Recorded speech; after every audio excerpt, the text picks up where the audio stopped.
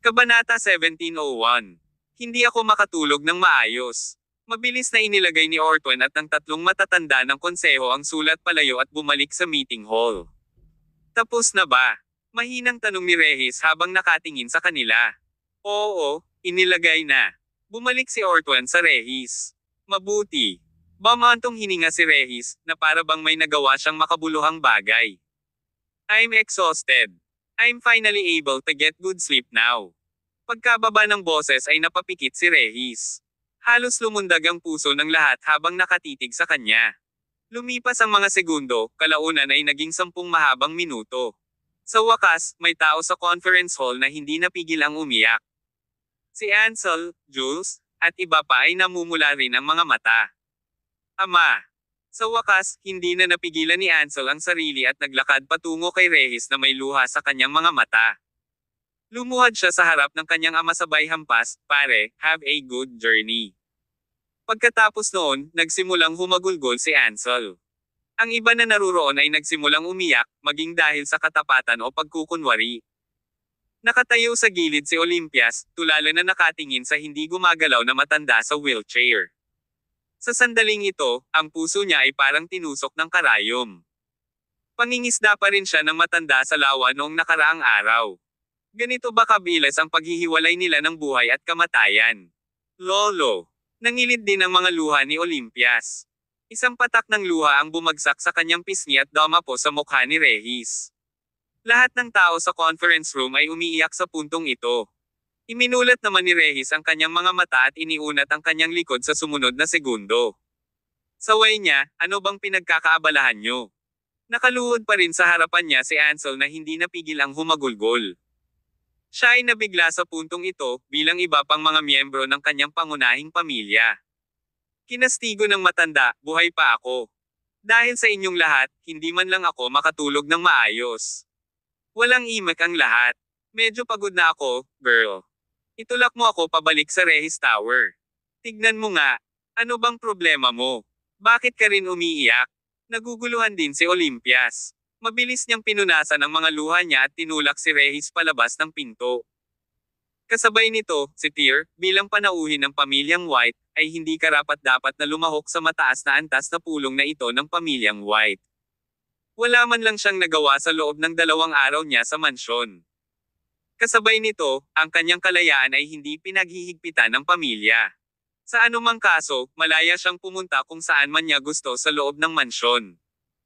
Ito ang unang pagkakataong dumating si Tyr sa matibay na kuta ng Creed ng sinaunang martial arts world. Dahil dito, nabighani siya sa lahat ng kanyang nakita. Ginalugad ni Tyr ang bawat sulok ng pamilyang White dahil marami siyang oras para pumatay. Napakalaki ng mansyon ng pamilya. Kung sabihin, ito ay kahawig ng isang maharlikang palasyo.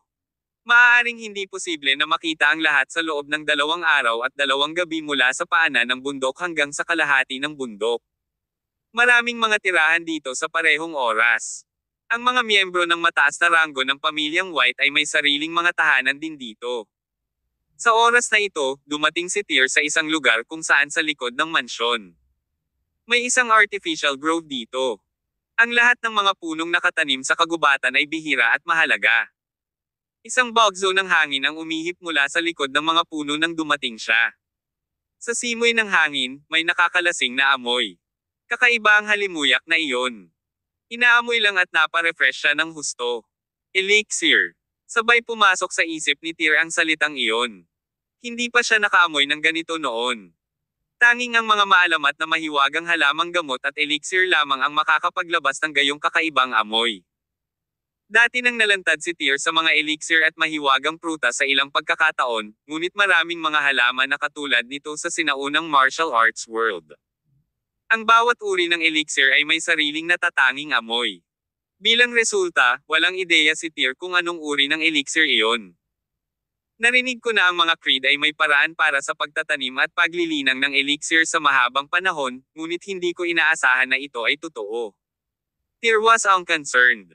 Sinundan niya ang bango sa kakahuyan ng walang malay. Hindi gaanong kalakihan ang kakahuyan. Nilakad ni Tyr ang maliit na bahagi ng mga dahon ng wala pang 1 minuto. Isang malaking lugar ng bukirin ang nasa likod ng kagubatan na ito. Ang karamihan sa mga uri ng gulay na itinanam sa bakira na ito ay karaniwang iba't iba. Bagamat ang karamihan sa mga gulay ay lumipas na sa kanilang panahon, nakikita pa rin ni Tyr ang mga labanos, repolyo, at iba pang mga gulay na itinatanim lamang sa taglamig sa lupang ito.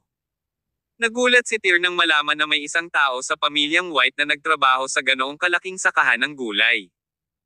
Sa kabilang banda, hindi niya nakita ang tinatawag na elixir, ngunit sa halip ay isang lalaking nasa edad 40, nakatayo sa plot ng gulay na may nakabalot na pantalon. Nakasuot ng simpleng damit, dinilig at pinataba niya ang mga gulay sa bukid na may hawak na sandok ng tubig. Sino nandyan? Medyo malayo pa ang layo ni Tyr sa lalaki sa puntong ito, pero parang napakalakas ng perception ng lalaki. Agad niyang itinoon ang tingin kay Tyr. Walang anumang balak na tumakas, kumpiyansa siyang nilapitan ni Tyr. My name is Tyr Summers. I have been invited to stay with the White family as a guest. Dumaan lang ako at naabutan ko ang elixir. So, I came to tingnan ko kung ano ang nangyayari dito dahil sa curiosity, sana mapatawad mo ako kung naistorbo kita. Oh, ikaw si Tyr. Mukhang pamilyar sa lalaki ang name ni Tyr, at hindi siya nagpakita ng mga palatandaan ng galit sa kanya. Nandito ka ba para bisitahin ang pamilya kasama si Ollie? Tanong niya habang nilalapag ang water scoop at naglakad papunta kay Tyr. Ang mga bumibisita ay ang aming mga bisita. Tere, pasok na tayo.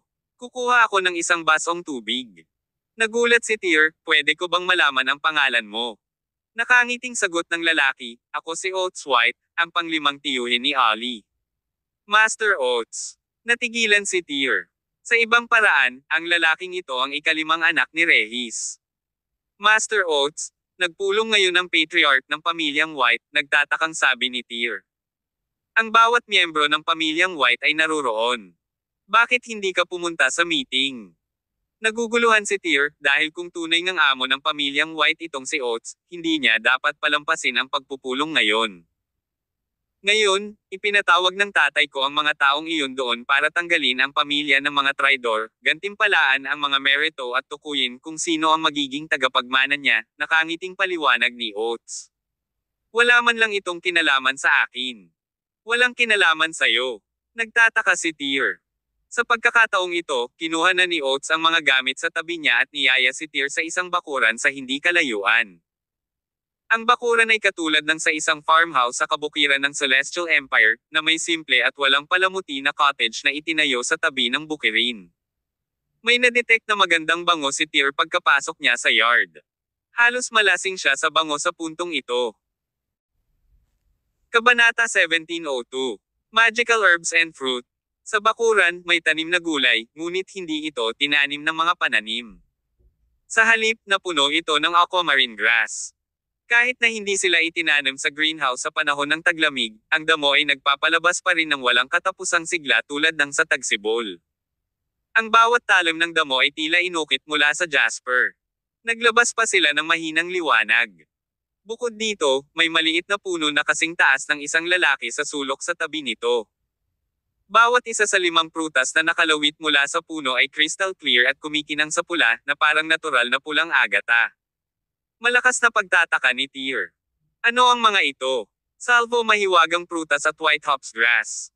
Ang aming mga ninuno ay nagdala sa kanila mula kung saan-saan sa ipinagbabawal na mga lupain, paliwanag ni Oates. Ang white hops grass ay isa sa kanila, at maaari lamang itong anihin isang beses bawat 10 taon. Mayroon silang isang malakas na halagang panggamot na ang 1,000 taong ginseng at 100 taong reishi hindi mapapantayan ng kabute. It took 30 years for this salvo magical fruit to mature. This year is the truth year. It has a fantastic effect on those who consume it. Ang prutas ay may potensyal na palakasin ang iyong cultivation power ng hindi bababa sa 50 taon. Baka dumating ka sa kabila ng isa sa mga prutas ng King of Salvo kung sinuswerte ka. Sinasabi na kung kakainin mo ang bagay na iyon, maaari mong i-enhance ang isang transcendent warrior papunta sa transformation realm. Ang mga mahiwagang prutas at elixir na nakilala ni Tyr noon ay pawang mga natapos na produkto. Wala siyang ideya kung paano sila lumaki. Ito ay isang eye-opener para kay Tyr ngayong nakita niya ang mga ito para sa kanyang sarili. Lumabas si Oates at nagsali ng isang basong tubig para kay Tyr. Sabi niya, nauuhaw ka siguro. Uminom ka ng tubig. Mayroon akong bukal dito. Ang tubig ng bukal na ito ay pinangangalagaan ng mga espiritual na ugat ng Misty Slopes, na ginagawang mainam para sa pagdidilig sa mga mahiwagang damo at punong ito. Kasabay nito, ang aking bakuran ay ang Misty Slopes na pinaka-espiritual na lokasyon. Ang mga halaman na ito ay maaari lamang umunlad dito. Sa kapaligiran, syempre, dapat ako rin ang nagmamalasakit sa kanila. Sumimsim si Tyr sa tubig na binigay ni Oates sa kanya. Napakatamis ng lasa nito, at pagkatapos na inumin ito, nakaramdam siya ng panibagong ginhawa. Hindi lang napaka-hospitable ni Oates kay Tyr, kundi hinayaan din niya ang kanyang bantay sa paligid niya. May posibilidad na nalaman na niya ang background ni Tyr nang makapasok siya sa pintuan ng White Family. Ako ay isang tao na walang malalaking layunin sa buhay. Nag-e-enjoy lang ako sa kalikot sa mga bulaklak at halamang ito, kaya kahit anong mangyari sa pamilya ay walang kinalaman sa akin. Walang kwenta ang pagdalo ko sa meeting na ginagawa nila ngayon. Nagkusa si Oates na ipaliwanag kung bakit hindi siya dumalo sa meeting kasama si Tyr. Bilang miyembro ng isang pamilya ng Creed ng sinaunang martial arts world, bihira na magkaroon ng isang maprinsipyo at hindi mabulok na tao gaya mo, nakangiting sagot ni Tyr. Hahaha, lahat lang naman ay may kanya-kanyang hinahabol. Bamantong hininga si Oates at sinimulang diligin ng malinaw na tubig ng bukal ang mga magic herbs. Pareho ang buhay ng isang lalaki anuman ang kanyang pamumuhay.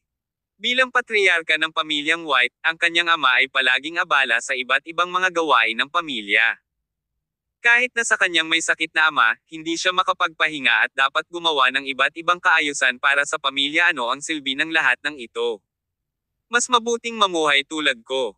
Magtanim ka na lang ng mga bulaklak at halaman araw-araw. Maaliwalas na tretuhin ang araw-araw. At the end of the day, ang katanyagan at kayamanan ay walang iba kundi ang lumilipas na mga ulap at usok. Walang aagaw sa atin. Ito ay katulad ng pagkukulong sa sarili kung ang isang tao ay naghahangad ng napakaraming bagay na ito ay magiging katumbas ng halaga. Hinangaan ni Tyr ang pagiging open-minded ni Oates. Sasabihin niya ang parehong bagay kung siya ang nasa kanyang sapatos. Ito ang katangian ng tao. Kahit gaano ka kalakas, palagi kang mamamatay. Kailangan mong bumalik sa mundo ng kabilang buhay kapag tapos na ang iyong oras, at kalaunan ay magiging isang maliit na butil ng alikabok. Hindi mo maaaring dalhin ang anumang bagay sa iyo. Ngumiti si Tyr.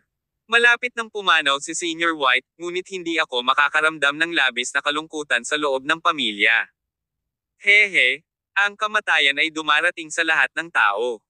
Ngumiti si Oates at nagpaliwanag, pero hindi na kailangang ipakita ang ating kalungkutan. Totoo naman, tumanggo si Tyr. Kasabay nito, sa loob ng Rehis Tower. Humina si Rehis matapos bumalik sa tore pagkatapos ng pulong. Pagbalik niya ay nahiga siya sa kama na nakapikit at mahina ang paghinga. Hindi umalis si Olympia sa kanyang tabi at nanatili sa harap ng kanyang kama. Samantala, si Ansel, Jules, at iba pa ay nananatili sa labas ng Rehis Tower, na parang pinapaalis ang kanilang ama sa kanyang huling paglalakbay. Young lady, the master need to take a break. Bakit hindi ka bumalik at magpahinga sandali? Lumapit sa kanila si Orton at pumasok na may hawak na palanggana ng tubig. Balak niyang panasan ang mukha ni Rehis at maghugas ng katawan mamaya. Inalok ni Olympias, tulungan kitang panasan ang mukha ni Lolo. Oo naman. Inilagay ni Orton ang palanggana sa tabi ni Olympias. Pinunasan ni Olympias gamit ang tuwalya ang kanyang mga kamay at pinunasan ang mukha ni Rehis. Hindi minulat ng matanda ang kanyang mga mata mula sa simula hanggang sa huli, at ang kanyang mukha ay nanatiling walang ekspresyon. Maniniwala si Olympias na patay na siya kung hindi dahil sa mahina niyang paghinga. Ang walang emosyong mukha ni Rehis ay sumilay na may mahinang ngiti matapos panasan ang mukha. Lolo Orton, alis muna ako. Pupuntahan ko siya paggising niya. Sige. Nang lumabas si Olympia sa Rehis Tower, nasa labas sina Ansel at Jules. Kamusta ang lolo mo? Sabay-sabay na lumapit si Jules at iba pa at nagtanong. Kahit na ang kanilang mga ekspresyon sa mukha ay mukhang kalmado at mapayapa, sila ay malinaw na nag-aalala sa kanilang mga puso. May pagkakataon na. Hindi siya tatagal ngayong gabi, sagot ni Olympias, huminga ng malalim. Saglit na natigilan ang lahat. Naging kakaibang tahimik ang eksena pagkatapos noon. Maya-maya, gabi na. Napakalamig sa labas. Dahil dito, gumawa si Orton ng isa pang kaldero ng kumukulong tubig at naghanda upang tulungan si Regis sa pagpuna sa kanyang katawan. Pagdating niya sa Regis room na may dalang mainit na tubig, natuklasan niyang walang tao sa kama. Guru! Mabangis ang tibok ng puso ni Orton. Agad siyang tumalikod at tumakbo palabas ng kwarto, buti na lang nakita niya si Regis na nakaupo sa may hapagkainan. Tinanong ni Orton, Guro, kailan ka bumangon sa kama? Paano mo mararanasan ang gayong paghihirap sa iyong kasalukuyang kalagayan? Tito Orton, hindi pa natin nauubos ang garapon ng muscadine wine kagabi ha. Ang pagkabulok ni Regis sa maghapon ay nawala. Nagkaroon pa siya ng lakas na magsalita ng marami, na nagbibigay ng impresyon na gumaling na ang kanyang sakit. Ngunit alam ni Orton na ito ang kanyang maikling muling pagkabuhay bago matapos. Tama ka. Hindi naman tumanggi si Orton. Sa halip, tumalikod siya at lumabas, saka bumalik na may dalang banga ng muscadine wine na hindi pa nila nauubos ng dalawa kagabi. Hindi na tinawag ni Orton si Regis bilang master sa puntong ito. Instead, he was lamenting, Kiddo, magaling ka nang uminom simula pa noong bata ka. Naaalala ko pa na nahuli ka ng matanda mo noong 7 taong gulang ka. Binigyan kanya ng isang mahusay na pambubugbog dahil sa pagnanakaw at pag-inom ng kanyang alak. Halos oras na para mailibing ka, pero alak ang laging nasa isip mo. Nagpatuloy si Orton sa pag-alagala habang inilalagay ang kalahating laman na garapon ng muscadine wine sa mesa. Nakahanda na siyang kumuha ng mangkok at ibuhos ito para sa kanya. Orton urged, gayunpaman, hindi ka maaaring magulo ngayong gabi. Kailangan mong makinig sa akin, okay? Ikaw ay pinahihintulutan lamang na uminom ng kalahating mangkok. Kabanata 1703. Magpahinga sa kapayapaan. Nagpatuloy lang si Orton, ilang sunod-sunod na pangungusap, ngunit hindi tumugon si Regis. Ang mangkok na kakapulot ni Orton ay nahulog sa lupa kasabay ng isang kalabog. Nakaupo pa rin doon si Regis na nakaayos, ngunit hindi siya humihinga. Guru! Mula sa Regis Tower ang dumadagandong na sigaw ni Orton. Narinig ni Ansel at ng iba pa sa plaza sa labas, na buong araw na nagbabantay sa tore, ang kanyang tinig at ang kanilang mga nerbiyos ay natigilan. Maraming tao ang hindi na-control ang kanilang mga emosyon, at nagsimulang tumulo ang mga luha mula sa kanilang mga mata. Kalaunan ay lumabas si Orton sa Regis Tower sa pamamagitan ng pagbukas ng pinto mula sa loob. Inihayag niya, nasa mas magandang lugar si Master ngayon. Sing-sing! Tumunog ang death knell sa itaas ng Eldryan Tower. Sa puntong ito, lahat ng tao sa plaza ay lumuhad sa lupa.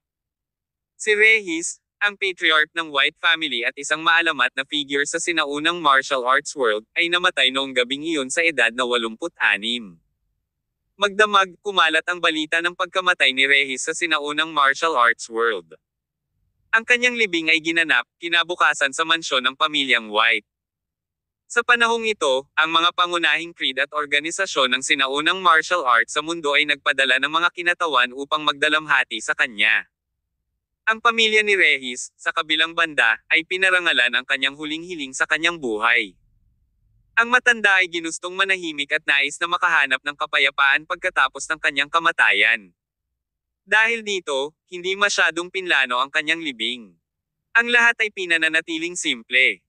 Ang mga dumating upang magbigay galang ay tinanggap ng pamilya, ngunit hindi sila nagtagal sa mansyon.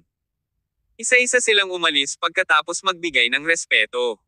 Ang mga individual na ito, gayunpaman, ay hindi kaagad umalis sa Fern City pagkatapos umalis sa mansyon. Sa halip, nag-book sila ng isang hotel at nanatili sa lungsod.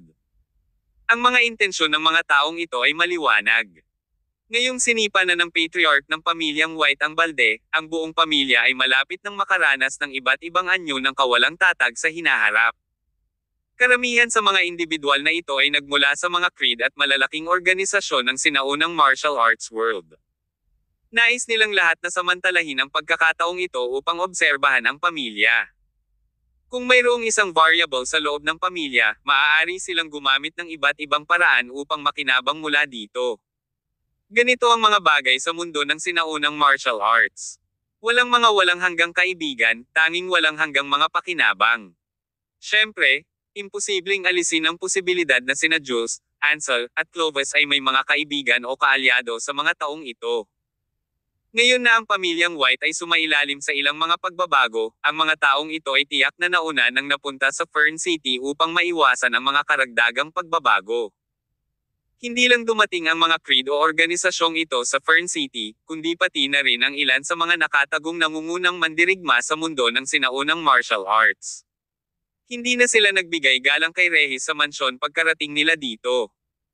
Pagkatapos ng lahat, mayroong maraming mga tao na hindi kailanman nakipagkaibigan kay Regis o sa mga White. Nagtago sila sa lahat ng sulok ng mansyon ng pamilya pagkarating nila, lihim na pinagmamasdan ang lahat ang mga individual na ito ay hindi miyembro ng anumang organisasyon, ngunit ang kanilang layunin ay pareho sa mga creed. Maaaring pinadala rin sila ng ilang taong interesado upang samantalahin ang kaguluhan sa Whites upang makita kung maaari silang makakuha ng ilang mga benepisyo mula sa paparating na kaguluhan. Ang libing para kay Regis ay tumagal ng 3 araw sa kabuuan. Bumalik sina Tyr at Olympias para dumalo sa libing. Nararamdaman ni Tyr ang presensya ng isang aura sa paligid niya ngayong siya ay isang mandirigma ng Transformation Realm. 12 ng makapangyarihang aura ang naramdaman niya sa paligid ng mansyon sa loob ng 3 araw na ito. Ang ganitong uri ng aura ay maaari lamang ilabas ng mga powerhouse ng transformation. Sa madaling salita, sa loob ng 3 araw ng libing ni Regis, maraming transformation warriors ang nagtatago sa paligid ng mansyon, at mayroong kahit 1 dosina. Si Ansel ang namamahala sa pagbigkas ng panalangin pagkaraan ng 3 araw. Dinala si Regis sa White Clan Memorial Park sa tuktok ng isang bundok sa Fern City sa pamamagitan ng funeral procession. Natapos ang libing sa ika-4 na araw, at nanatili ang buong pamilyang White ay nababalot ng malungkot na kapaligiran. Sa ika-5 araw, ipinatawag ng konseho ng mga elder ang mga pangunahing miyembro ng pamilya sa Eldraine Tower sa lalong madaling panahon sa umaga. Ang layunin ng pagpupulong ay upang kunin ang Regis envelope mula sa tore ngayon at ipahayag ang bagong patriarch ng pamilya. 1 araw pagkatapos ng libing ni Regis, papaalis na sina Tyr at Olympia sa mansyon at babalik sa Komodo Island. Hiniling naman ni Ortwen na manatili muna sila. Umaasa si Ortwen na hihintayin nila ang patriarch ng pamilyang White na ipahayag at makumpirma bago sila umalis. Kahit na hindi naiintindihan ni Tyr o Olympias kung bakit, hindi sila tumanggi sa huli at piniling manatili. Bandang 8:00 ng umaga, isang grupo ng mga tao ang nakarating na sa harap ng Eldraine Tower. Dumating na si Ortwen at ang mga elder ng council sa puntong ito. Mahigit 100 tao ang nagsisiksikan sa ilalim nila, karamihan sa kanila ay mga lalaki sa ilalim ng utos ni Ansel. Ang araw na ito ay isang kritikal na araw para kay Ansel, dahil nagkaroon siya ng magandang pagkakataon na maging patriarch ng pamilyang White. Si Jules naman ay may dalang malaking grupo ng mga tao. Bukod pa riyan, lumitaw ang iba pang mga bata ni Regis. Bagamat ang ilan sa kanila ay hindi naruroon sa panahon ng patriarchal conflict, sila ay kinakailangang naruroon kapag ang bagong patriarka ay napili ngayon. Si Regis ay nagkaroon ng 9 na anak. Ang kanyang pangalawang anak na lalaki, si Zeph, ay namatay bilang resulta ng mga nakaraang pangyayari. Ang kanyang ikatlong anak na lalaki, si Finn, ay namatay bilang resulta ng kanyang pagkahumaling sa paglilinang, samantalang ang kanyang ika-9 na anak na lalaki, si Dylan, ay umalis na sa pamilya. 6 na bata na lang ang natitira. 5 lang sa 6 ang naruroon, at wala si Oates sa kanila. Sa loob ng maraming taon, nagtatanim si Oates ng mga gulay at damo sa kanyang taniman ng gulay. Hindi siya nag-aalala tungkol sa kanyang pamilya sa anumang paraan. Si Oates ay nagpakita sa Regis funeral ilang araw lang ang nakalipas. Ngayon, hindi pa siya nagpakita, kahit na malapit nang mapili ang bagong patriarch.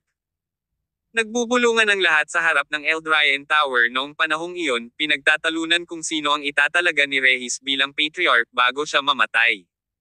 Naghanda pa si Ansel na kunin ang posisyon. Dahil sa malawak na pananaw sa buong pamilya, sa mga tuntunin ng mga kwalipikasyon at lakas, ang bagong patriarch ay walang iba kundi si Ansel. Nanatiling tahimik ang mga sumuporta kay Jules. Mas composed sila kaysa sa grupo ni Ansel. Tingnan mo sila, Master Jules. Ang kanyang mga taga-suporta ay kumilos na para bang kinuha na niya ang tungkulin ng patriarka. Nang tingnan ni Gwen si Ansel at ang kabilang grupo doon ay sobrang sama ng loob niya. Kung ako ang tatanungin mo, ang posisyon ng patriarch ay dapat para sa iyo. Shut up! Wala akong balak makipaglaban para sa posisyon. Stop talking nonsense. Ani Jules, nanlilisik si Gwen. Master Jules, kung Ansel ang pangalan na naka-announce sa envelope, sabihin mo sa akin at susugod ako para patayin siya kaagad, malamig na sabi ni Etor na nakabenda pa sa ibabang bahagi ng tiyan. Etor, ayokong magkamali ka ng 2 beses. Ang ekspresyon ni Jules ay naging ganap na madilim. Alam na alam ni Etor ang nangyari noong nakaraan na nagdulot ng galit ni Jules.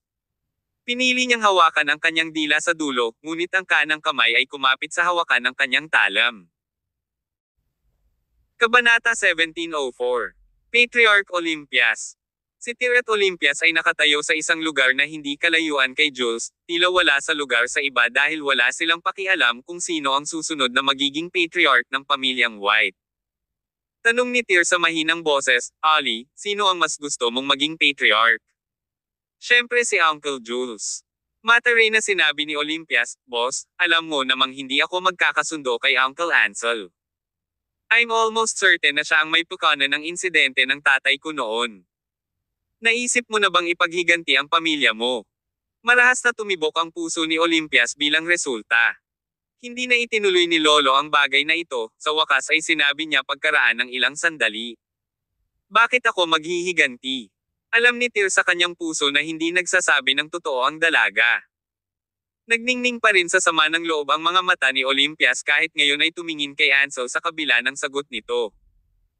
Napagtanto naman ni Tyr at Olympias na dahil nagpa siya si Regis na huwag ituloy ang bagay na ito, walang paraan para gawin ito ng iba dahil walang sino man ang nagtataglay ng kakayahang iyon. Malamang na hinihiling ni Olympias ang paghihiganti at hustisya para sa kanyang pamilya, ngunit magiging matagumpay kaya siya. Ang sagot ay hindi ito magagawa. Nakialam man ang Regal Palace, imposible pa rin.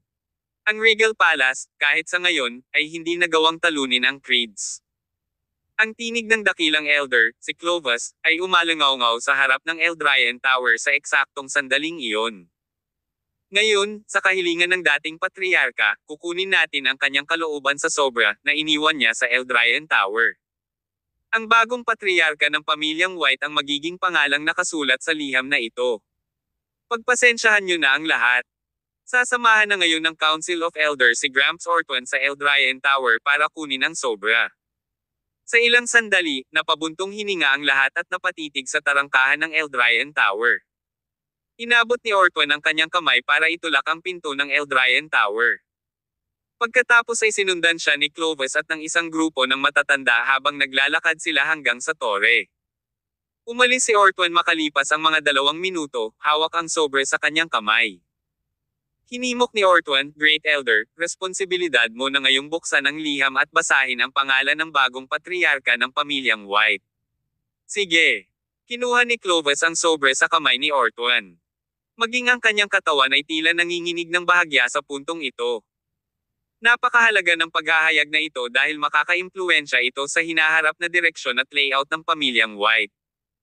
Ito rin ay tungkol sa kung alin sa maraming paksayo ng pamilya ang maaaring umakyat sa tuktok. Halos 200 tao ang naroroon, kabilang ang 12 ng mga pangunahing miyembro ng family, pati na rin ang mga subordinate o mga taong dinala nila. Napabuntong hininga ang lahat at itinoon ang tingin sa dakilang elder. Ang tensyon doon ay napakakapal na maaaring hiwain ng isang talam.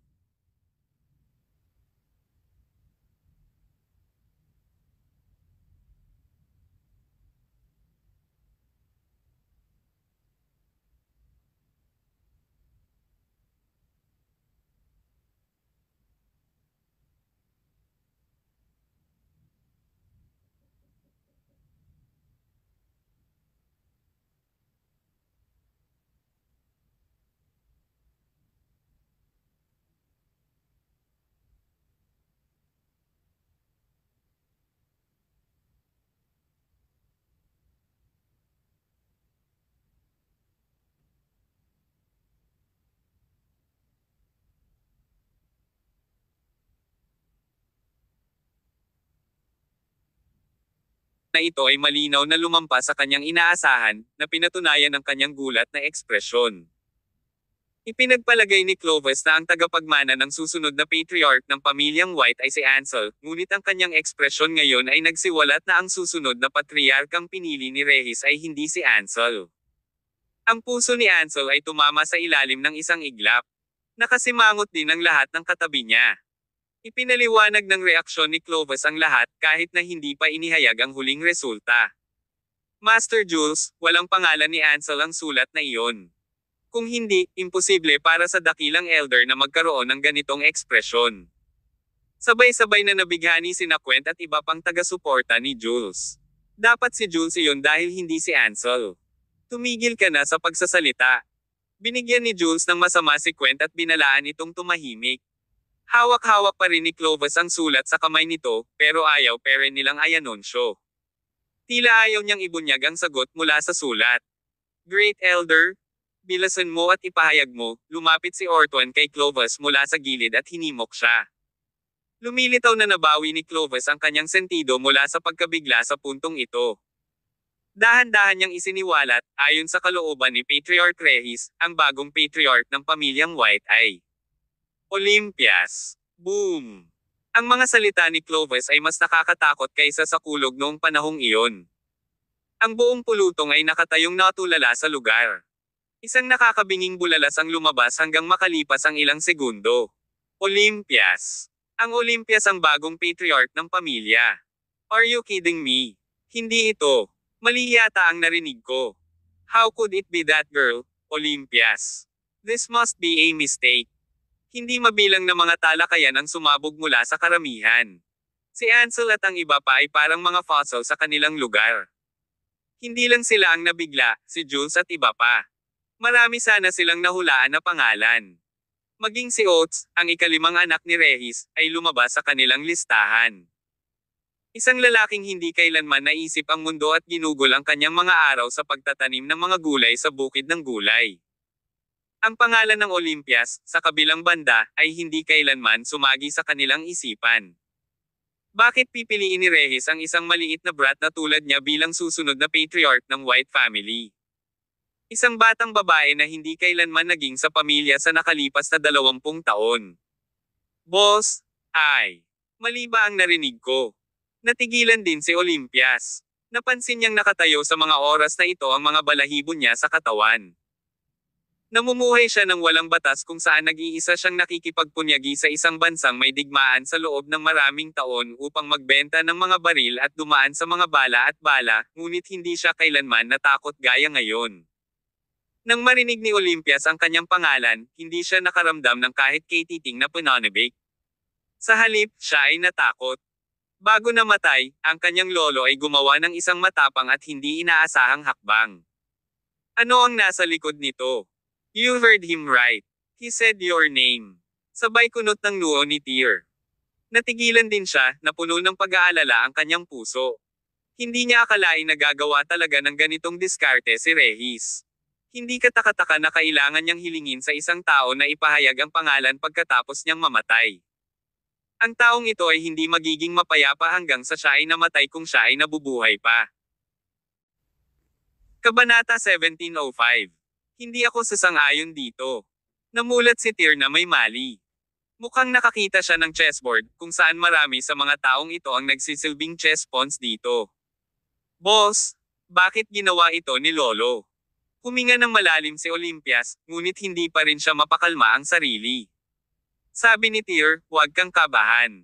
Sigurado ka bang walang sinseridad ang pagtrato sa'yo ng lolo mo? Dati sasabihin ko sana, pero ngayon, sigurado na ako.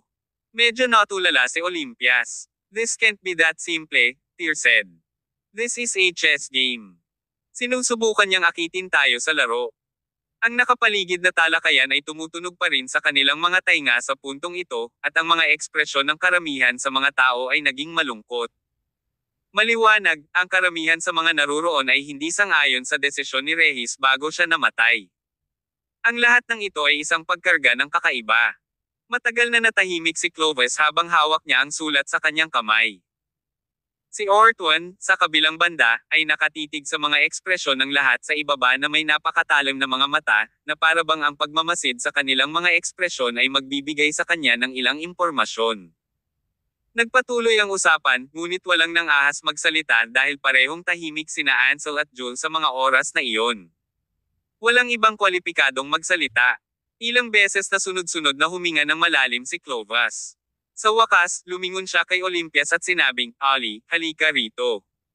Tila narinig ni Olympias na may humihiling sa kanya na pumunta sa guillotine. Natigilan siya sandali, walang lakas ng loob na humakbang. "Pumunta ka." Matapos ang mahabang pag-iisip ay biglang nagsalita si Tyr sa tabi niya. "Boss, ako.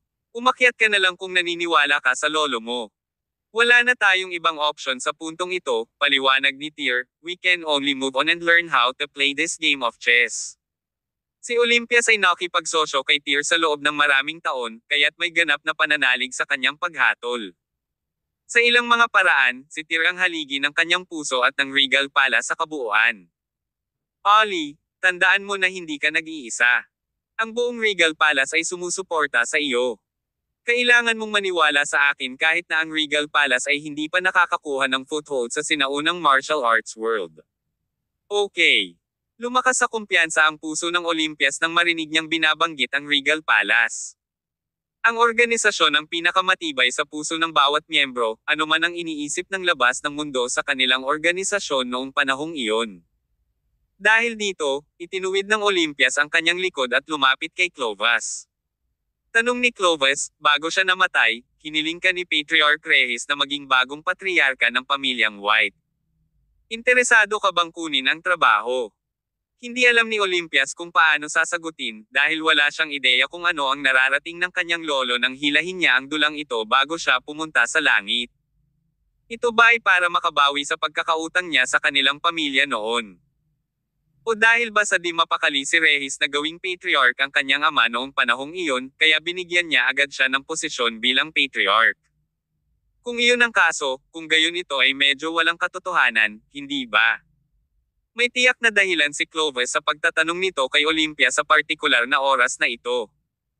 Walang alinlangan, idedeklara ni Clovis si Ansel bilang patriarka at sasaludo sa kanya kung ang pangalan ni Ansel ay nakasulat sa liham na ito ngayon. Ngunit tinanong niya ang Olympias kung gusto niya.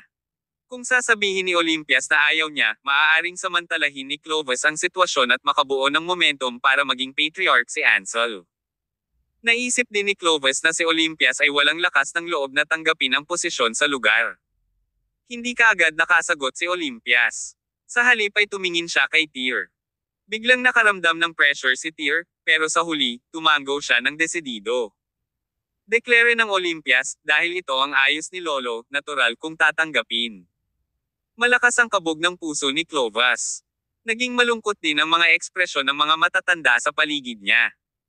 Mukhang hindi nila inaasahan ang isang babaeng katulad ni Olympias ay tanggapin ang patriarkal na posisyon ng may ganitong katapangan at tapang. "Ali, pinag-isipan mo na ba?" Malinaw na hindi nasisiyahan si Clovis sa tugon ni Olympias, kaya iginiit niyang subukang gawin itong pangalawang hula sa sarili. "Napag-isipan ko na." Hindi na natatakot si Olympias sa anumang bagay ngayong nagawa na niya ang hakbang na ito. Dahil ito ang huling hiling ng kanyang lolo, tuparin niya ito at tingnan kung ano ang mangyayari. "Sigurado ka bang pinag-isipan mo na?" Gustong ituloy ni Clovis ang pagtatanong. Si Ortuan naman ay hindi na makaupo. "Great Elder? Ito ang ninanais ng Master, Anya. Bakit kailangan mong magtanong ng napakaraming tanong?" Sa wakas ay kinagat ni Clovis ang ngipin sa ngipin at itinikom ang kanyang bibig. Mahirap para sa kanya na tanggapin ang katotohanang ito, ngunit hindi niya maaaring baliwalain ang Regis' final wish sa pagkakataong ito. "Hindi ko tatanggapin ang kinalabasan na ito." Maya-maya lang, sa wakas ay may tumunog na boses. Ang boses na ito ay nanggaling kay Jihan. Desidido ang angkan ni Ansel na manalo sa posisyon ng patriarch, ngunit nangyari ang hindi inaasahang drama at sumire sa tagumpay na iyon para sa kanila. Si Ansel mismo ay hindi nararapat na magsalita, ngunit bilang kanyang anak, nadama ni Jihan na hindi siya maaaring manahimik sa oras na ito. Hindi napigilan ni Ansel si Jihan nang tumayo ito at nagsalita, na nagpapahiwatig na ang paglapit ni Jihan ay naaprubahan ng maaga. Ang Olympias ay wala sa pamilya nitong nakalipas na 2 dekada. Pangatlong henerasyon pa lang siya ng pamilya. Hindi siya kwalipikadong maging patriarch sa mga kwalifikasyon, seniority, o kakayahan. Ako ang unang hindi sumasang-ayon sa desisyon ni Lolo. Ilang saglit, maraming tao ang tumingin sa gilid ni Jihan ng sabay-sabay. Kinakatawan din ng kanyang mga salita ang tinig ng karamihan ng mga tao dito. Tahimik na nakatayo si Olympias, hindi sigurado kung paano sisigot dahil ganap na tama si Jihan. Si Olympias ay hindi kwalipikadong maging patriarka ng pamilyang White. Kaya ba niyang gampanan ang tungkulin dahil lamang sa death wish ni Regis? Maaaring tanggihan ni Jihan at ng iba pa ang kalooban ni Regis kung aakayin nito ang pamilya sa isang lupain ng walang hanggang pagkawasak. Ibinaling ni Clovis ang ulo para tingnan si Ortuan. Naiirite na ang huli habang pinagmamasdan ang sitwasyon na hindi na makontrol. Ang usapin ngayon ay napakahalaga, sabi ni Clovis noong panahong iyon. Gusto kong malaman kung sino sa inyo ang hindi sumusuporta kay Olympias bilang patriarch. Itaas ang iyong mga kamay kung hindi ka sumasang-ayon. Tutol ako. Ang unang nagtaas ng kamay ay si Jihan. Ang karamihan sa mga naroroon, sa pangunguna ni Ansel, ay nagtaas ng kanilang mga kamay upang magprotesta. Kasabay nito, nagtaas din ng kamay ang ilan sa mga pangunahing miyembro ng pamilya na hindi kasali sa hidwaan ng 2 paksayon. Sila ay kumikilos para sa ikabubuti ng pamilya. Ang desisyon ni Regis, sa kanilang opinyon, ay isang komedya.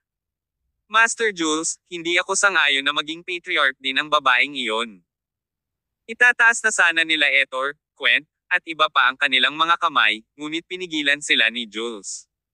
Master Jules, anong ibig mong sabihin? Nagulat ang kanyang mga tagasunod. Sabi ni Jules, huminga ng malalim, dapat may dahilan ang tatay ko sa paggawa ng ganoong desisyon. Sa kasong ito, sa halip na kalabanan siya, dapat nating suportahan siya. Kabanata 1706. Lubhang kaitikot-takot. Master Jules, ano ka ba? Si Etor at ang iba ay tumingin kay Jules na hindi makapaniwala. Sumasang-ayon ako. Bulalas ni Jules habang umaakyat. Hayaan mong si Ollie ang patriarch ng White family. Para sa isang maikling sandali, ang eksena ay tumahimik sa lalong madaling panahon bilang ang mga salitang ito ay binigkas. Lahat ay tumingin kay Jules na may labis na pagtataka. Hindi nila maisip kung ano ang hawak ni Jules. Si Jules ay kasalukuyang nag-iisang miyembro ng pamilya na maaaring hamanin si Ansel para sa posisyon ng patriarka. Gayunpaman, aktibo siyang sumusuporta sa Olympias noong panahong iyon. Bakit siya kumilos sa paraang wala sa kanya? Ang sino mang may makatuwirang pag-iisip ay hindi maaaring sumang-ayon na hayaan si Olympias na maging patriarch ng pamilya sa sitwasyong ito. Ang desisyon ni Regis ay, sa katunayan, walang kaparerekon. Sigurado ka ba, Jules? Si Benoit, na nakatayo sa tabi ni Ansel, ay marahas na kinurot ng ilang beses ang kanyang mga kalamnan sa mukha. Biro ang desisyon ng tatay natin, sabi niya kay Jules. Is it possible that you share his sense of humor? This is something that concerns the future of the entire family. Ang tradisyon ng ating pamilya noon pa man ay para sa naunang patriarka na magtalaga ng susunod na patriarka, paliwanag ni Jules. Dapat nating igalang ang desisyon ni Itay na gawing bagong patriarch ng pamilya ang Olympias. Marahil ay naniniwala kayong lahat na hindi karapat-dapat si Olympias para sa papel ng patriarch, ngunit paano mo malalaman maliban kung susubukan mo ito? I don't think father is confused. He must have his reasons for making this decision. So, I suggest na si Ollie muna ang kukuha ng role. Then we'll see if she is capable of assuming the role of patriarch. If it does, kung hindi, gagawa ng bagong desisyon ang konseho ng pamilya at ang mataas na ehekutibo. Napakarami sa inyo na sumugod upang tutulan ang pag-asenso ni Ollie. Lahat ba kayo ay sumusuway sa desisyon ng dating patriarka? Maraming mga tao ang tumigil sa pagsasalita pagkatapos na ilagay ang isang malaking label sa kanila. Ngayong hayagang ipinahayag ni Jules ang kanyang suporta para sa kanya, ibinuga ni Ollie ang kanyang dibdib, nanumbalik ang kanyang kumpiyansa. Ang mga elders ng Council of Elders, sa kabilang banda, ay nanatiling tahimik. Tara na. Hindi napigilan ni Ansel ang kanyang galit sa huli, at wala siyang masabi sa ganitong sitwasyon. Dahil dito, tumalikod na lang siya at naglakad palayo, galit na galit. Umalis na rin kasama niya ang karamihan ng grupo ni Ansel. Nanambalik ang katahimikan sa eksena. Bagamat hindi gumawa ng pampublikong pahayag si Ansel, ang kanyang kasalukuyang paraan ng pagkuha ng kanyang mga tao sa kanya ay malinaw na nagpakita na siya ay tutol sa Olympias na maging patriarch. Walang pakialam si Jules sa pag-alis ni Ansel. "Greetings, patriarch," magalang niyang sabi habang naglalakad patungo sa Olympias, hakbang-hakbang. "Pagbati, patriarch." Nagbigay ng pahayag si Jules. Ganon din ang ginawa ng lahat ng supporters niya. Sa maikling panahon, maraming tao sa karamihan ang lumapit sa Olympias at hinarap ang kanyang patriarch sa maikling panahon. Noong nasa mataas na posisyon si Olympias, bigla siyang nalungkot. Kahit mataas ang posisyon niya sa Regal Palace, iba na talaga ang nararamdaman niya sa mga oras na ito. "Patriarch, kung magkakaroon ka ng anumang problema sa hinaharap, lumapit ka lang sa akin at magtanong. Talagang tutulungan kita sa lahat ng aking makakaya, at lagi akong nandyan para sa iyo." Sincere na sabi ni Jules. Okay. Sa wakas ay tumango ang Olympias. Wala siyang opinyon tungkol dito, kaya wala siyang choice kundi kumagat ng bala at tanggapin iyon.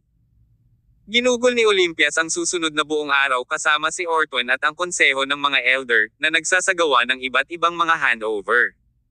Kasabay nito, pinamamahalaan niya ang maraming mga gawain sa pamilya sa tulong ng konseho. Halos gabi na nang matapos ang mga gawain. Si Ortwen ay sumusunod sa Olympias mula sa simula hanggang sa wakas. Naglingkod siya sa huling patriarch hanggang sa katapusan ng kanyang buhay, at ngayon ay naglilingkod siya kay Olympias, ang pinakabagong patriarka, ng matapat tulad ng ginawa niya kay Regis. Si Olympias naman ay walang balak na panatilihin si Ortwen. For starters, hindi siya sanay na may kasamang ganyang matandang lalaki. Bukod dito, hindi niya naramdaman na kabilang siya rito. Kahit na siya na ngayon ang nominal na patriarch ng White Family, alam niya na ang lahat ng ito ay isang blip lamang sa radar. Kaya lang, wala siyang ideya kung bakit ginagawa ito ni Regis sa kanya ngayon, kaya't maingat niyang tinahak. Siguradong makakahanap siya ng paraan para makalayo sa pamilyang White kapag nalaman niya ang lahat. Ang mga problema sa pamilyang ito ay lumilitaw na tumitindi at nagiging mas komplikado. Natitiyak niya na ang pananatili doon ay hindi ang pinakamagandang opsyon. Lumipat si Olympia sa Regis Tower noong araw na iyon dahil itinaas siya sa posisyon ng patriarch. Nakipagtag din si Tyr sa kanya. Naghanda si Ortwen ng hapunan para sa kanila. Sa oras na ito, sina Olympias at Tyr ay kumakain ng kanilang mga pagkain. Papasok ang mga gwardya sa Regis Tower bukas ng umaga. Iyan ang mga tagapag-alaga ng ating pamilya. Ang mga tropa ay nasa ilalim ng utos ng patriarch sa hinaharap. Bukod dito, ang Regis Tower ay magiging tirahan mo bilang patriarch sa hinaharap. Kung gusto mong palitan ang pangalan, maaari mong palitan ito sa Olympias Tower, patuloy din akong maglilingkod sa iyo. Lolo Ortwen, wala sa mga ito ang kailangan, sabi ni Olympias habang inilalapag ang tinidor. "I don't require any assistance. You should retire now that you are older and spend more time with your family. Aside from that, I'm not interested in the so-called guards. I don't like being surrounded by people all day, tulad ng aking lolo. Hindi ko kailangang baguhin ang name ng Torre. Lolo Ortwen, palagi mong kasama ang lolo ko. Alam mo ba kung bakit ako ang pinili niya?" Malinaw niyang alam na hindi ako qualified na maging White Family Patriarch. Ngumiti si Ortwen at sumagot, "Isa lang akong utusan. Paano ko malalaman kung ano ang nasa isip ng dating amo? Dahil ayaw mo akong patuluyin, aalis muna ako. Kailangan ng mga bantay, at darating sila. Bukas ng umaga, ikaw na ngayon ang pinuno ng pamilya, kaya hindi namin kayang maging pabaya sa iyong kaligtasan." Pagkatapos ng kanyang talumpati, binati ni Ortwen sina Tyr at Olympias. Siya ang nagkusa na umalis sa Regis Tower. All these years, si Senior Ortwen and your grandpa have been staying in the Regis Tower. Aalis na siya. Saan ba siya pupunta? Si Tyr na nakaupo sa gilid, nakasimangot at tumingin kay Olympias na masama ang loob. Tumayo si Olympias mula sa kanyang kinauupuan at padebog na lumabas ng pinto, para lamang matuklasan na nawala si Ortwen. Sumigaw siya, "Lolo Ortwen, ayaw kitang itaboy. Saan ka nagpunta? Magbalik ka." Gayunpaman, walang tugon sa lahat. Nagdilim ang buong kalangitan sa itaas ng misty slope sa puntong ito. Pagkatapos ng ilang paglukso, nakita ang isang figure na umalis sa mansyon ng pamilyang White. Nagmamadali siyang pumunta sa White Clan Memorial Park sa ibabaw ng Misty Slopes, na may suot na makahulugang ngiti sa kanyang mukha. Where is he? At this time, tumakbo na rin si Tyr mula sa Regis Tower. Nakakunot ang noo niya habang nakatingin sa bakanteng square sa harapan niya. Wala na siya. Kusa siyang umalis. Wala na siya, doko na nakita ng itaboy ko siya rito, paliwanag ni Olympias. Halika, pasok na tayo sa loob. Sabi ni Tyr. Lalong nagiging hindi mapalagay si Tyr sa sitwasyon. Ang buong pamilya ay nagbibigay sa kanya ng nakakatakot na vibe para sa ilang kadahilanan. Kabanata 1707. Might makes everything right. Sa loob ng tore, magkaharap sina Tyr at Olympias. Huminga ng malalim si Olympias at nagtanong, Boss, ano ang dapat nating gawin ngayon? I have no idea. Tyr shook his head wildly and said, Ngayon, noong lumabas ka para alamin ang mga gawain ng White family, nakausap ko na si Jim sa telepono. Ipinaliwanag ko rin sa kanya ng detalyado ang sitwasyon. Anong sabi niya? Tanong ng Olympias. Binigyan tayo ni Jim ng dalawang pagpipilian. Ang unang pagpipilian ay ang umalis kaagad sa pamilya at hindi masangkot sa gulo. Ano naman ang second choice? Tanong ng Olympias. Sumagot si Tyr, ang pangalawang opsyon ay halos kapareho ng naisip ko. Manatili rito at humakbang sa bawat pagkakataon upang makita kung anong uri ng chess ang kanilang lalaruin. Gayunpaman, ang opsyong ito ay maaaring maging lubhang mapanganib. Ilang sandali pa ay natahimik muli sina Tyr at Olympias. Sa wakas ay nagsalita ang huli pagkatapos ng mahabang katahimikan at nagtanong, So boss, ano ang nasa isip mo ngayon? Nag-isip sandali si Tyr bago sumagot, sa tingin mo ba kung pipiliin nating umalis ngayon, magagawa nating lumayo? Talagang makakaalis tayo, sagot ni Olympias, ngunit walang alinlangan na ibabalik nila tayo sa isang punto. Kung tutuusin, ako pa rin ang patriarch ng White family. Kaya, naniniwala kami ni Jim na ang sitwasyong ito ay malamang na maging isang paglipat, paliwanag ni Tyr. Transition. Tama, sagot ni Try. Makakaalis lang tayo rito kung matagumpay mong maipapasa ang posisyon ng patriarch na ito sa tamang tao. Boss, siguro dapat ay tinanggihan na natin ang posisyon noong una, pagtataka ni Olympias. Tyr chuckled. Given the circumstances, there is no way you can refuse. Sa sinabing iyon, tumingin si Tyr sa langit sa labas at sinabing, dapat kang matulog ng mas maaga ngayon, ngunit huwag masyadong matulog ng mahimbing. Baka hindi mapayapa ang gabing ito. Ngayong naging pawn ka na, ang susunod nating galaw ay pagpapasya ng chess player na kumokontrol sa atin behind the scenes. Olympias looked helpless, lolo ko ba ang player na iyon? Bakit hindi na lang siya makapagpahinga ng mapayapa? Samantala, sa pag-aaral ng tirahan ni Ansel. Isang malaking grupo ng mga tao ang nagtipon sa pag-aaral na ito sa oras na ito. Bilang karagdagan sina Jihan at Benoit, naruroon din ang iba pang pangunahing miyembro ng pamilya na dati nang sumuporta kay Ansel. Ang pag-aaral ay nababalot sa isang madilim na kapaligiran. Lahat ay may malalim na pagsimangot sa kanilang mga mukha. Ano ang nangyayari? Natarante yata si Lolo. Paano nakuha ni Olympias ang titulong patriarch? Si Jihan ang unang nagsalita, ang tono niya ay tumutulo sa sama ng loob. Ansel, ano sa tingin mo ang iniisip ni Itay bago siya namatay? Tanong ni Benoit sa gilid. He met Olympias that day. Olympias could not have bothered him, di ba? I would never agree to have that girl as our family's patriarch. Our family's foundation had lasted for hundreds of years. If it fell into the hands of this ay babae, tiyak na masisira ito. Umupo si Ansel sa mesa at sinubukang magbasa ng libro, pero sa huli, hindi pa rin siya nagbabasa. Nasaan ang Great Elder? Hindi pa siya dumarating. Sa wakas, hinampis ni Ansel ang librong hawak niya sa mesa. 5 natatanging fingerprint ang lumabas sa mesa. Halatang galit siya sa puntong ito. Hindi siya dumating. Ipinaliwanag ni Benoit, mula nang ipahayag ang patriarchal candidate ngayon, sinusundan na ng Great Elder si Olympias kasama ang isang grupo ng mga elder mula sa Council of Elders upang tulungan siya sa pag-unawa sa sitwasyon ng pamilya. Nagpadala ako ng isang tao upang anyayahan ang Great Elder ngayon, ngunit pinalayas niya ang aking mga tao dahil siya ay pagod, kaya't umalis ang aking mga tao. Biglang naikuyom ni Ansel ang mga palad niya sa mesa. Naging pangit din ang mga ekspresyon ng iba. Ang dakilang elder ay palaging nakatayo sa likod ni Ansel upang suportahan siya, ngunit sa sitwasyong ito, sinadya niya silang iwasan. Ano nga ba ang ipinahihiwatig nito? Ipinakita nito na malamang na nag-alinlangan ang stasyon ng dakilang elder. Huminga ng malalim si Ansel at sinulyapan si Benoit. Sadyang tumango ang kanyang kapatid at saka pinaalis na ang lahat ng nasa silid. Sa dulo, tanging sina Benoit, Ansel, at Jihan lamang ang naiwan sa silid. Nagkusa si Jihan na maglakad papunta sa pinto. Sinara niya ang pinto at nilock ito matapos masiguradong walang tao sa labas. Ansel, sumuko na ang dakilang elder sa atin. Kung hindi tayo uunlad ngayong gabi, ipagsapalaran nating tuluyang mawala ang kanyang suporta sa susunod na umaga. Si Benoit ay nagsuot ng tame time na ekspresyon habang sinusuri niya ang mga nangyayari. Sa puntong ito, naging malungkot ang mukha ni Jihan. Sabi niya, hindi mabubuhay ang Olympias, Dad. She has to die tonight. Ano pinagsasabi mo?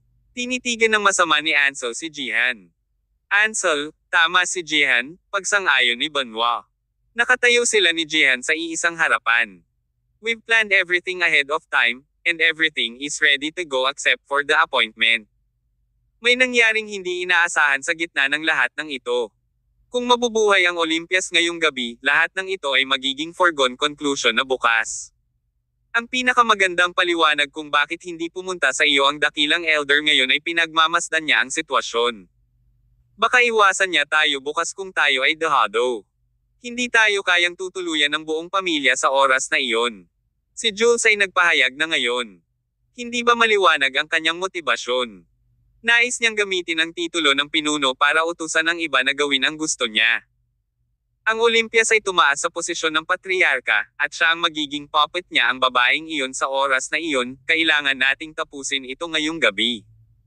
Patuloy na hinihimas ni Ansel ang kanyang mga templo gamit ang kanyang mga kamay. Aniya, ibig sabihin, makikipaglaban tayo sa sarili nating mga miyembro ng pamilya. Hindi ko kaya. Kung mas tahasan, isa itong rebelde. Ang desisyon ni Lolo ay nagdala sa atin sa puntong ito, kaya paano kung tayo ay magrebelde? Itay, huwag nang mag-alinlangan pa. Bulalas ni Jihan na halatang sabik na kumilos. Mamayang gabi, at tutulungan ka namin sa pagpasok sa opisina bukas. Shut up!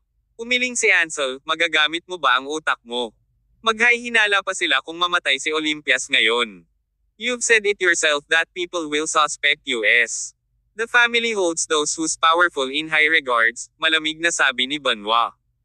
Hanggat hindi nila naiintindihan ang ebidensya, wala sa mga ito ang mahalaga sa atin. Higit pa rito, nang si Olympias ay ginawang patriarch, maraming miyembro ng pamilya ang hindi natuwa dito at gusto siyang mamatay. Ginawa itong napakalinaw ni Benoit. Maaari nilang patayin si Olympias at pagkatapos ay pilit na humanap ng scapegoat. Sila ay humakbang at tutulungan si Ansel na kumuha ng opisina kung mamatay si Olympias. Ang sino mang tumutol sa puntong iyon ay magiging walang kabuluhan. Ito ay hindi marangal, ngunit ang nagwagi ay palaging sumulat ng kasaysayan. Maaaring gawing tama ang lahat, pagkatapos ng lahat. Kabanata 1708. Ang assassination. Dad, quit thinking about it. Ako na ang tatawag. With that being said, lalabas na sana ng kwarto si Jihan nang pigilan siya ni Ansel. Sumigaw ang kanyang ama, tumigil ka nga dyan. Hindi ko kayang gawin ang ganitong bagay. Pero Dad, Kuya, tumahimik kayong dalawa. Humarap si Ansel sa pader at sinabing, manahimik ka at hayaan mo akong magkaroon ng kaunting kapayapaan. Naging itim ang kalangitan nang lumubog ang gabi, at maging ang buwan ay natakpan ng makapal na ulap at madilim na ulap. Sa harap ng medyo malayong hotel sa Fern City, sunod-sunod na pumasok ang ilang figure sa pinto ng hotel na ito. Isang lalaking naka-bomber jacket na may takip ng gininto ang buhok sa kanyang ulo ang nakatayo sa harap ng bintana sa isang suite ng hotel noong panahong iyon. Sa kanyang kamay, hawak niya ang isang umuusok na tabako. Nang tumunog ang pinto ng malalakas na katok, pinapasok niya ang bisita. Isang matandang lalaki na nakasuot ng lino ang pumasok mula sa labas. Pagkapasok niya ay hindi na kumibo ang matanda bagkos ay humanap agad siya ng mauupuan na para bang may hinihintay siyang mangyari. Sa susunod na ilang minuto, mas maraming bisita ang pumasok mula sa labas, sunod-sunod. Ang lahat ng pumasok sa silid ay naglabas ng kakaibang aura, alinman sa kanila ay nagtataglay sila ng malakas na kakayahan sa paglilinang o dahil naglalabas sila ng aura ng isang mataas na ranggo. Sila ay kahit anong ngunit karaniwan. Dumating na ba lahat? Lumingon ang lalaking may gininto ang buhok at inilibot ang tingin sa buong silid. May mga 7 o 8 tao sa kabuuan. Automatikong isinara at ikinandado ang pinto ng kwarto gamit ang isang kaway ng kanyang kamay. Ang bagong White Family Patriarch ay nakumpirma na, tama. Ano ang sitwasyon doon ngayon? Tanong ng lalaking may gintong buhok. Hindi ko maintindihan ang ginagawa ni Regis, panunuya ng isa sa grupo.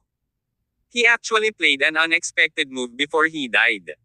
Kahit wala ng buhay ang lalaking iyon, patuloy pa rin siyang nag-uudyok. Isang batang babae na nagngangalang Olympias ang bagong patriarch ng pamilya. Maraming miyembro ng pamilya ang hindi nasisiyahan sa desisyon ni Regis. Maaaring magulo ang pamilya dahil dito. Nakipag-ugnayan na kayong lahat kay Mr. White, tama ba? Tanong ng lalaking may gininto ang buhok habang isa-isa niyang nilampasan ang mga tao. Lahat ng tao sa kwarto ay nagkakasundo kay Mr. White, syempre, inimbitahan niya tayo dito sa pagkakataong ito para makaiwas sa anumang posibleng disgrasya. Ngayon, isang aksidente ang nangyari. Nagkatinginan ang lahat.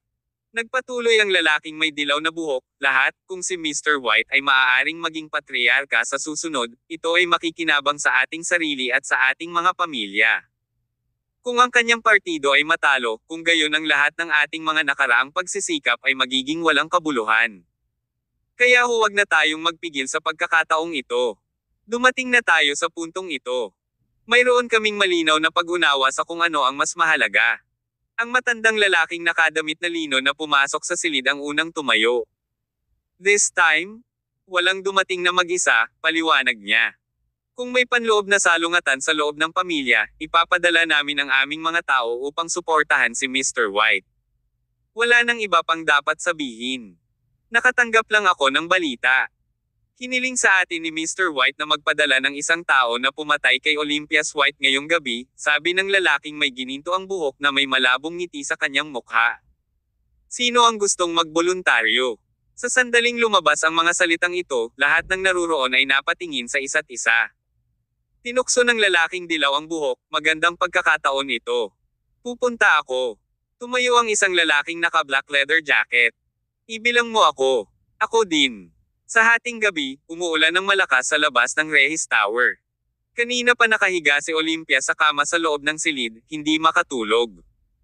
Isang figure ang lumitaw sa labas ng pinto sa eksaktong sandaling ito. Pagkatapos, biglang bumukas ang bintanang nakasarado. Sino nandyan? Walang malay na sigaw ni Olympias.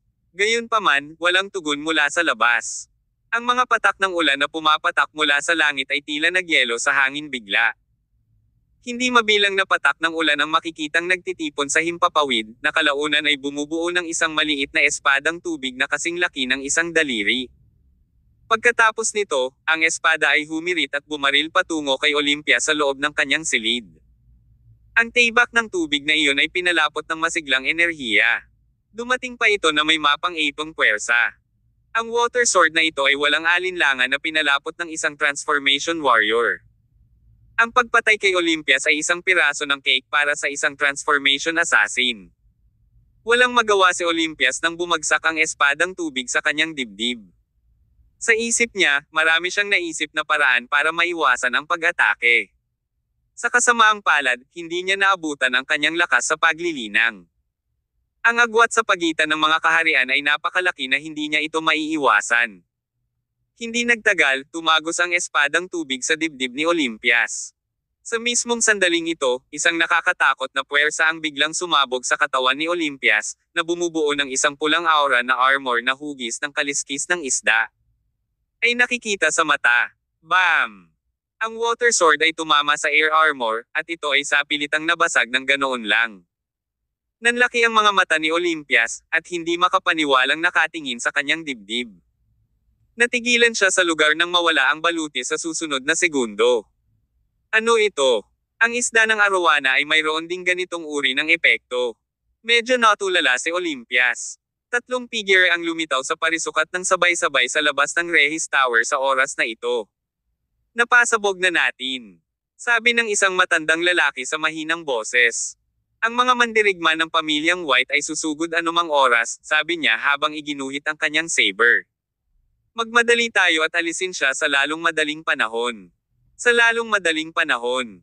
Bumaba ang boses, naging stream of light ang matanda at sumugod sa Regis Tower. Ang kanyang mga kasamahan ay malapit sa kanyang likuran, ngunit habang papalapit sila sa pinto, nakarinig sila ng hiyawan mula sa loob. Ang matandang lalaki na sumugod pa lang sa tore ay lumipad palabas ng gusali na parang kanyan. Anong nangyayari? Ang dalawang lalaking nakasunod sa kanya ay kapansin-pansing nagbago ng ekspresyon. Subconsciously, napahinto sila at biglang umatras.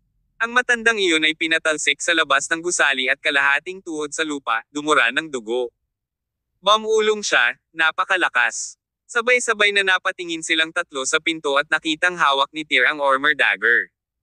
Si Tyr ay walang pakialam na nakatingin sa tatlo at nagtanong, sino ang nagpadala sa inyo dito? Ang tanong ay hindi nasagot ng tatlo. Muli nilang itinaas ang mga sandata sa kanilang mga kamay at sumugod kay Tyr. Nakulong agad silang apat sa isang magulong away. Dalawa sa tatlong assassin ay transformation warriors, at ang pangatlo ay transcendent fighter sa kanyang peak. Lahat sila ay nangungunang manlalaban. Sila ay napakalakas sa kanilang sarili, ngunit ito ay isang kahihiyan na sila ay clashed blades sa Tyr. Kahit na saglit na kinubkob ng tatlo si Tyr, hindi sila nakakuha ng anumang kalamangan. Nagdulot ng malaking kaguluhan ang labanan sa pagitan ng apat sa kalagitnaan ng gabi. Ang mga gwardya na nakatalaga sa paligid ay sumugod sa kanila. Bago ito, walang mga bantay sa paligid ng tore, dahil mas gusto ni Olympias ang tahimik na kapaligiran. Bilang resulta, nanatili ang parehong kaayusan para ngayong gabi. Gayunpaman, mabilis na naalarma ang iba pang residente ng mansyon sa kaguluhan. Naalerto ang buong pamilya sa puntong ito. Kahit na kinubkob na ng tatlo si Tyr, pero matagal na hindi nagtagumpay ang mga assassinators. Si Tyr naman ay nasugatan silang lahat. Nang makita ito ng lalaking naka-leather jacket, sumigaw siya, umalis ka. Nabigo tayo. Kabanata 1709. Ang utak sa likod ng mga eksena. Ang mga assassin na ito ay hindi lamang nakakalaban ng maayos, ngunit nakapag-isip din sila ng matino. Nang ma-realize nilang may mali, nagtulungan silang tatlo para itulak si Tyr palayo sa eksena, tumalikod, at tumakas. Ang bilis ng trio. Tumakas sila palayo sa layo na 7 o 8 metro sa isang kisap mata, parang bugzo ng hangin. Naging madilim ang ekspresyon ng mukha ni Tyr. Agad niyang hinabol ang mga ito na may 9 steps to disorientation na kumikislap sa ilalim ng kanyang mga paa. Sa tunog ng isang laslas, tinadtad ni Tyr ang likod ng Transcendent Warrior na iyon sa peak stage na may isang malakas na suntok. Ang mamamatay tao na iyon ay nagpakawala ng mahinang tunog at humahampas sa lupa sa harap niya. Nang makita ito ng dalawa pang kalaban, tumibok ng malakas ang kanilang mga puso. Naisipan nilang magdahan-dahan upang iligtas ang kanilang mga kasama, ngunit nang makita nila ang mga gwardya ng pamilyang White na mabilis na humahanggos mula sa isang kalapit na lokasyon, hindi sila bumagal, sa halip, umalis sila ng mabilis hanggat maaari mula sa mansyon. Hindi na hinabol ni Tyr ang mga assassin na iyon. Hindi siya pamilyar sa kalupaan. Higit pa rito, ang mga assassin na iyon ay mga powerhouse ng transformation, kaya nahihirapan siyang makahabol. Sa kabilang banda, hindi na kailangan pang habulin pa sila ni Tyr dahil isa sa kanila ang nahuli niya rito. Ang mamamatay tao na ito ay isang lalaking nasa katanghaliang gulang na madilim ang balat. Sa kanyang kamakailang pakikipaglaban kay Tyr, siya ay malubhang na sugatan. Kumuha siya ng isa pang slash sa likod ngayon. Sa pangkalahatan, mukhang mahina siya. Tahimik na lumapit sa kanya si Tyr at tinitigan siya. Tinanong niya, sino ang nagpadala sa iyo dito? Nanatiling tahimik ang lalaki. Sa halip, pumikit na lang siya at sinabing, kung gusto mo, pwede mo akong patayin. Wala akong sasabihin sa iyo. Oh, umayos ka. Hindi na nagtanong pa si Tyr pagkatapos noon. Sumugod na ang mga gwardya sa kanila sa puntong ito, Mr. Summers, anong nangyayari? Ang nangungunang bantay ay si Goswan, na siyang namamahala sa night patrol ngayong gabi. May pumasok sa Regis Tower sa ilalim ng kanilang pagbabantay, kaya dapat managot si Goswan at ang kanyang koponan. Gayunpaman, ang mga assassin na ito ay napakalakas. Normal lang na makalusot sila sa ilalim ng pagbabantay ni Goswan. Kasabay nito, ang lahat ng ito ay maaaring naghahatid ng isa pang mensahe. Ang mga assassin na ito ay malamang na may tumulong sa kanila sa loob ng pamilya, na nagpapahintulot sa kanila na pumunta sa mansyon ayon sa gusto nila. O, ang tatlong ito ay orihinal na mula sa pamilya. They tried to assassinate the patriarch, simpleng paliwanag dito ni Tyr bago siya tumalikod at pumasok sa tore. Si Goswan at ang mga nasa likod niyang tauhan ay natulala on the spot. Ang mga miyembro ng pamilyang White ay nagsimulang dumagsa patungo sa Regis Tower ng napakarami. Marami sa kanila ang nagalit nang marinig ang balita. How dare these assassins come to their turf para patayin ang kanilang patriarch? Hindi mahalaga kung sinusuportahan ng mga taong ito ang Olympias o hindi. Ang gawa ng mga assassin na ito ay isang sampal sa mukha ng kanilang pamilya. Sino sa tingin mo ang utak na nagpadala ng mga assassin na iyon, boss? Si Olympias ay nagbibida sa loob ng Regis Tower. Natahimik na siya sa pagkakataong ito. Simula nang ipahayag ka bilang patriarch ng pamilyang White, marami na sa loob ng pamilya ang gustong pumatay sa iyo, umiling-iling na sabi ni Tyr.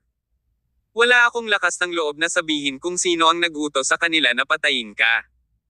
Gayunpaman, sa kabila ng pagiging patriarch mo, wala man lang bantay na nakatalaga sa Regis Tower para protektahan ka. Hindi mo ba naisip ito nakakaiba? Sumulyap si Olympias kay Tyr na may pagdududa. Hindi namin makita ang sitwasyon, at hindi kami maaaring makisali dito, tumawa si Tyr. Kailangan nating makisali kung gusto nating makita ang laro. Kung ayaw nating makisali, maaari tayong manood ng laban ng dalawang tigre mula sa malayo at makita sa alinmang panig na manalo.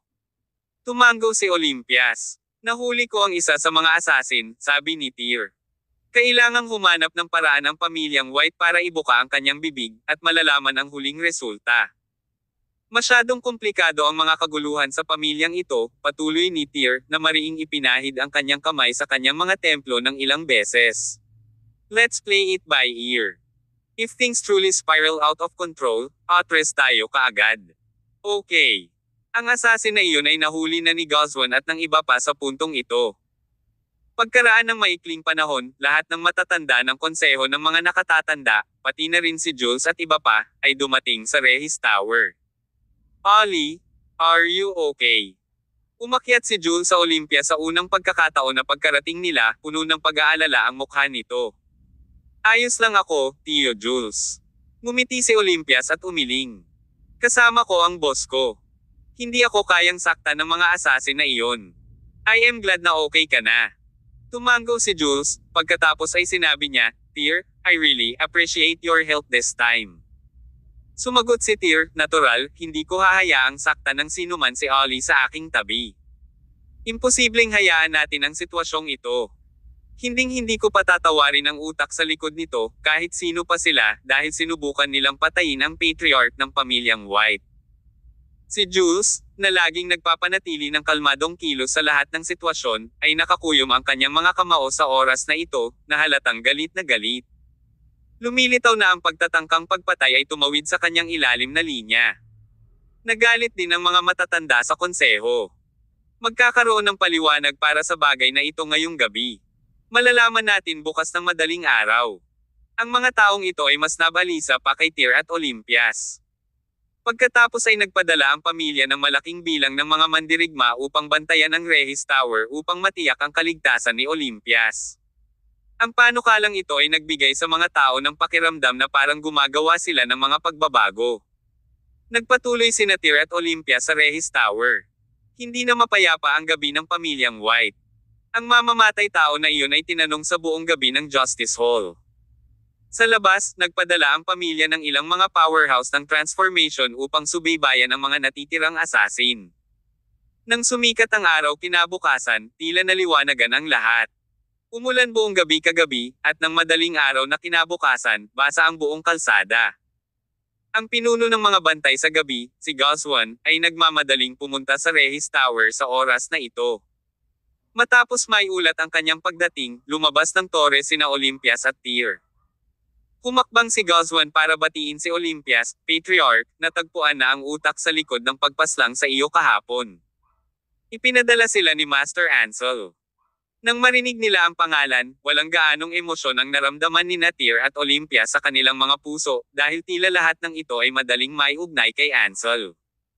Nang malaman nila ang tungkol dito, nadama ni Tyr at Olympias na may kakaiba sa sitwasyong ito sa kanilang mga puso. Iniulat ni Goswan, ang Justice Hall, ang konseho ng mga elder, at si Master Jules ay handa na. Ngayon hinihiling ko sa Patriarch na ibigay ang iyong utos para sa pag-aresto kay Master Ansel. Naging madilim ang ekspresyon ni Olympias. Sa buong pangyayari, pakiramdam niya ay sinasakal siya. Tanong niya, Boss, ano ang dapat kong gawin? Umupo na lang tayo sa bundok at panoorin ang laban ng tigre. Nagkibit balikat si Tyr. Inihanda na ng mastermind ang lahat para sa atin. Wala kang choice. Okay. Tumango si Olympias at tinanong si Goswan, sigurado ka ba? Ang assassin na iyon ay umamin kaninang madaling araw, sagot ni Goswan.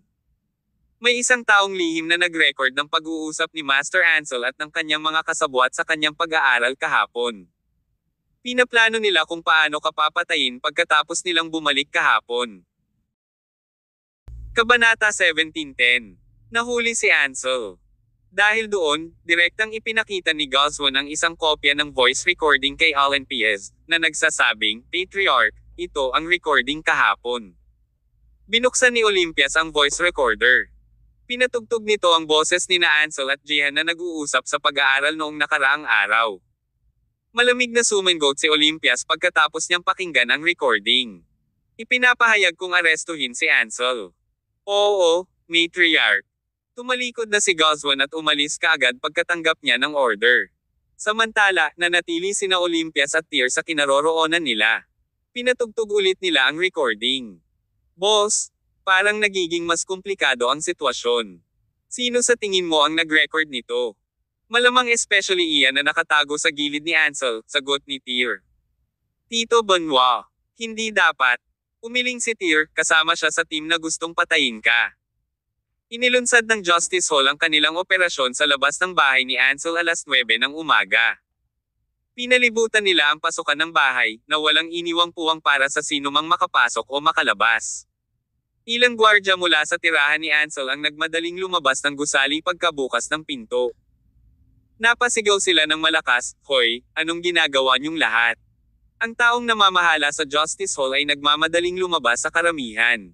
May mahabang talim na nakalawit pababa sa kanyang baywang. Malamig na wika niya. Anong ginagawa niyo? Napakatapang ni Ansel kaya nagpadala siya ng taong pumatay sa Matriarch, kaya nakagawa siya ng taksil. Sinusubukan ba niyang mag-udyok ng paghihimagsik? Lahat, mangyaring ibaba ang iyong mga armas at sumuko. Kayo ay arestuhin ngayon. Nagbibiro ka ba? Galit na nagmura ang leading guard. Hindi pa nakagawa ng ganyan ang amo ko. It's not up to you kung ginawa niya o hindi. Naiinip ang kinauukulan. Ang kanyang mga nasasakupan ay sumugod na parang tidal wave patungo sa mansyon ni Ansel pagkatapos niyang magbigay ng utos. Maraming mandirigma ang sumugod sa labas ng bahay sa puntong ito. Ang magkabilang panig ay agad na nasangkot sa isang labanan. Sa puntong ito, narinig na ni Ansel ang balita sa bahay. Agad niyang pinaponte si Jihan sa kwarto niya. Tatay. Nang itulak ni Jihan ang pinto ay baka sa mukha niya ang gulat. Anong ginawa mo? Sinipa ni Ansel si Jihan bago pa man ito makapagsalita. Sinabi ko na sayo kahapon na pinagbabawalan kitang gumawa ng ganyan. Angal niya. Bakit hindi mo ako pinakinggan? Paano ko lilinisin ang kalat mo ngayong nagdulot ka ng malaking gulo? Tapos na. Mapahamak ang pamilya natin. Hinay pa ni Ansel ang kanyang pangitaas na parang sumisipol na tekor. Sunod-sunod niyang sinipa si Jihan, dahilan para mapaungol ang huli. Dad! Stop it! Please stop! Hindi ako ang may gawa nito. Hindi ako nagpadala ng hit squad para patayin si Olympias. Hindi ako. Bulalas ni Jihan. Hindi mo ginawa ito. Bulalas ni Ansel na natigilan. Hindi ko ginawa. Huminga ng malalim si Jihan. Brutal ang mga suntok ni Ansel, at muntik na siyang mapatay ng mga ito sa lugar. Kung hindi mo ginawa, kumunat ang noo ni Ansel, paano ang Tito Benoit mo? Hindi rin ginawa ni Tio Benoit, nagmamadaling paliwanag ni Jihan. Tinanggihan mo ang suhestyon namin kagabi. Wala kaming kinalaman dito. Nasa kamay mo ang lahat ng kapangyarihan ng pamilya natin. Paano namin maipapadala ang dalawang transformation assassin at isang peak transcendent na assassin para pumatay kay Olympias? Dad, naaresto si Uncle Benoit. Personal itong isinagawa ng Council of Elders, ngunit inosente rin siya. Saglit na natigilan si Ansel. Sa isang iglap, tinamaan siya ng nakakatakot na premonition. Maraming imahe ang sumagi sa kanyang isipan sa mga oras na ito. Napabulalas siya, malupit ang sinumang gumawa nito. Tay, yung mga killer na pinalabas kagabi di ba mga tao mo? Sa oras na ito, sa wakas ay napagtanto ni Jihan kung ano ang nangyayari. Isang mahinang ungol ang pinakawalan ni Ansel at sinabing, kahit masama ang ugali ko, may limitasyon pa rin ako sa paggawa ng mga bagay-bagay. Hindi ako marunong gumawa ng fratricidal actions. Then, tinamaan din ng kidlat si Jihan. May nagtatangkang sirain tayo, tatay. Ano ang dapat nating gawin ngayong dumating na ang lahat mula sa Justice Hall? Huminga ng malalim si Ansel at nagtanong, nasaan ang Great Elder? Nandito na ba siya? Ay, hindi ko alam. Walang ibang sinabi si Ansel. Paimpol siyang naglakad patungo sa pinto. Dalawang grupo ng mga tao ang nag-aaway sa bakuran sa labas noon. Ang puso ni Ansel ay lumubog sa kawalan ng kakayahang makita ang sitwasyon, at isang panginginig ang dumaloy sa kanyang gulugod. Tumigil nga kayong lahat. Isang nakakabinging dagandong ang pinakawalan ni Ansel. Natigil ang magkabilang panig, na mabangis na lumaban. Proteus, ano ang inaasahan mong makamit sa pagdadala ng napakaraming tao sa aking bahay at pag-uudyok ng isang bloodbath? Minamaliit mo ba ako? Galit na galit si Ansel sa taong namumuno sa hukbo. Karaniwan, ang mga lalaking iyon ay magiging lapdog kasama niya, ngunit nang makita lang ni Ansel ay pang-aalipusta at pagmamayabang mula sa kanilang mga ekspresyon. Ang kanilang mga saloobin ay labis siyang ikinairita. Tumalikod si Proteus, kilala rin bilang ang kinauukulan, at lumapit kay Ansel. Aniya, Master Ansel, tinutupad lang po namin ang aming mga utos. Mangyaring huwag gawing mahirap ang mga bagay para sa amin. Ngayon, gusto lang namin na aanyayahan kang sumama sa amin sa Justice Hall para sa karagdagang investigasyon. Sino ka sa tingin mo? Anong mga kwalifikasyon ang mayroon ka para sabihin sa tatay ko kung ano ang gagawin? Lumapit si Jihan sa kanya at sinampal ng malakas si Proteus sa mukha. Maaaring mukhang magarbo si Proteus ngayon, ngunit natigilan siya nang lumabas ng bahay ang mga taong tulad ni Ansel at Jihan. Kahit na si Ansel ay nakagawa ng isang malaking pagkakamali, dahil sa kanyang posisyon bilang Master Ansel ng White Family, hindi niya papayagan si Proteus, isang taong namamahala sa Justice Hall, na ipakita ang kanyang kapangyarihan dito. Master Ansel, sinusunod lang po namin ang rules. Naningkit ang mga mata ni Ansel at sumagot, rules. Sino ang gumawa ng rules?